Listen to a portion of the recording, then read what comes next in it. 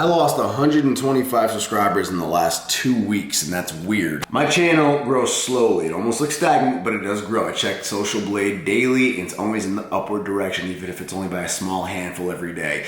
In the last 2 weeks, I suddenly started plummeting. Really weird. Now, I knew I'd take a hit with that clickbait cycle video. I expected that. I own it. It was worth it. Got to get that circulation going. But the weird thing is, my recent videos, which have all been very legit, they're showing I'm losing subscribers from them too. Like, I lost 10 from one of them recently. So I wonder if it's my powerlifting people just getting fed up with the constant bodybuilding content.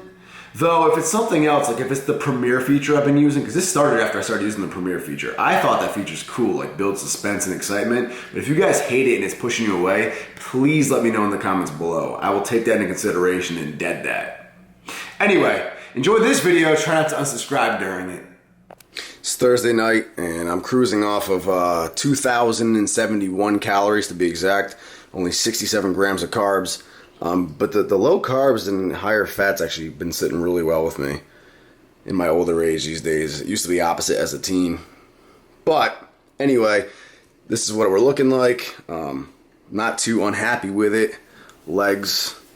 I did legs today, and I did the Stairmaster for cardio. So lower body got worked really, really well. Boom.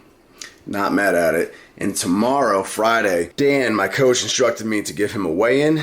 And depending on what that weight is, we're going to do a high carb day either tomorrow, or we're going to do one more low carb day and then do a high carb day Saturday. And my weight both tomorrow and Saturday will determine how high of carbs we do. So stay tuned, because all week I've been stuck at 176 pounds and it's been frustrating. I'm so frustrated, man. I got like 5 hours of sleep, weighed in 176 and change again. I've been stuck there since Monday, and it's Friday morning now. I'm visibly leaner. I sent my update into Dan Mackler, and we'll see what he says the game plan is. And I'm visibly leaner and tighter every day, and that's good. I just want the scale to follow suit for my own peace of mind. So hopefully my weight's just being stubborn right now and it's ready to break. That happened to me in the weekend. I was stuck at 178, and then finally Monday it broke, dropped to 176. So hopefully something like that happens tomorrow. Oh my goodness, I'm so much bigger.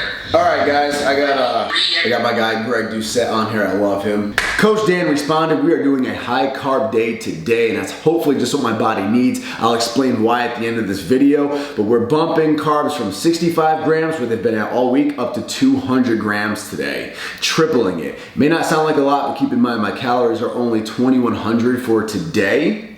So that's 800 calories coming from carbs, and that's 3 times what I've been running on all week. So I already tracked my pre-workout, because 20 grams of that pre-workout is 5 grams of carbs. Don't forget small details like that, and I'll show you what the rest of the meals look like. Look at this. Slingshot just sent me another birthday gift. Cell phone charger. And it actually works. That's so dope. Looks like a coaster.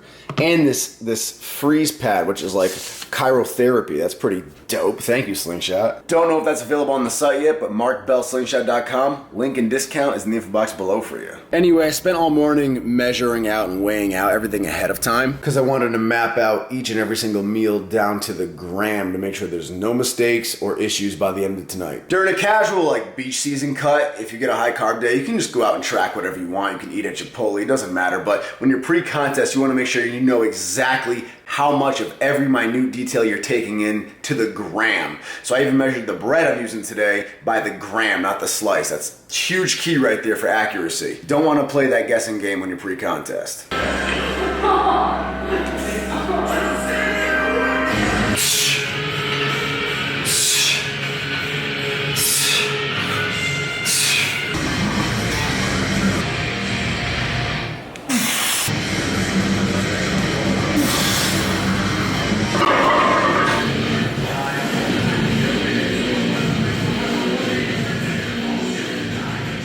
Gym is done, post-workout meal, and breaking fast officially at 2 p.m. is one of my all-time favorites. 63 grams of flavored oats with 36 grams of the peanut butter cereal milk flavored Ghost vegan protein mixed in it. It is the sweetest, most delectable dish in the world. Heat it up for a minute and a half. And then 5 ounces of boneless, skinless chicken breast with 85 grams of green beans, and of course some calorie-free, low-sodium mustard, baby. This is meal number 1. What do you guys think? Possible thumbnail shot here? Why don't lunch is served. Boom. Man, having abs when I sit down is such like a new and cool thing. Next meal is the classic protein pancake you've all seen recently, but with a small twist. Instead of 2 whole eggs, we're doing 3 eggs worth of egg whites only because we need to keep fats low today. So 99 grams of egg whites, weigh those by the gram as well. 70 grams of Ghost vegan protein, but this time the pancake batter flavor with about 3 ounces of water. Fry that up.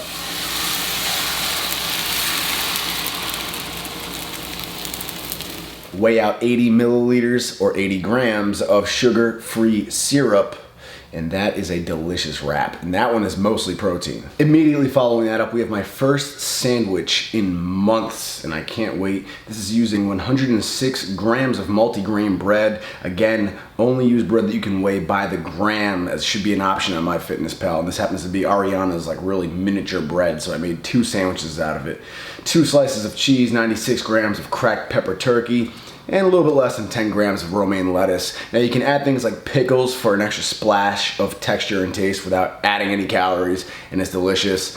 A lot of meats, unfortunately, like bologna, have fat in them, and we gotta keep that low. So just stuck with the turkey today, and I don't have pickles. Wow, I haven't had a sandwich in so long. Wow, those carbs already have the veins poking, my friends.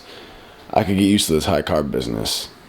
Shit. Oh yeah, I'm liking this a lot. Sliding a sandwich into the land of chicken and greens does wonders. Story time for this next meal. Kids, gather around the campfire. Grits is something I've never had in my 28 years of being alive. It's not really a thing up here in the Northeast. It's more of a southern thing. I mean, we have it, but no one really like uses it actively. So I've always wanted to try grits though, ever since I saw Big Ronnie Coleman using them in his training DVD. At 14 years old, he made his famous grits with cheese melted in it and egg whites all mixed in it, breakfast. I'm sure most of you have seen that by now. And I even remember as a kid making believe my mom's oatmeal was grits just to try to beat him. And it was never that good. So I finally went and bought some grits at 28 years old. I got the butter flavor because it was the only flavor available, and it's damn good. And I made Ronnie's breakfast just smaller to fit my little body and macros. So rocking with 56 grams of grits. Always measure, don't go by what the packets say, they're never accurate. With 1 slice of American cheese melted in the microwave on top of them like Ronnie did. 156 grams of egg whites. That's roughly 5 or 6 eggs, I forget. And fry those. Cook them up, scramble them, and when your grits are done out of the microwave, mix them in. And it is amazing. I was blown away. I didn't expect it because grits don't taste like oatmeal.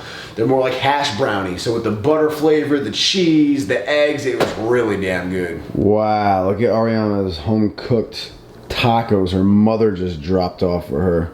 So jealous. Fortunately though, these are the perfect night for them because I got a stacked dinner as well. With that, I'm having my 5th and final meal. I'm just having them together because I waited long enough to do that, and it makes it that much more amazing. But I'm having just simply 100 grams of long grain enriched white rice with 3 ounces of chicken. And this is really just a small topper offer meal. I had extra macros left after my main meals, and this filled it up.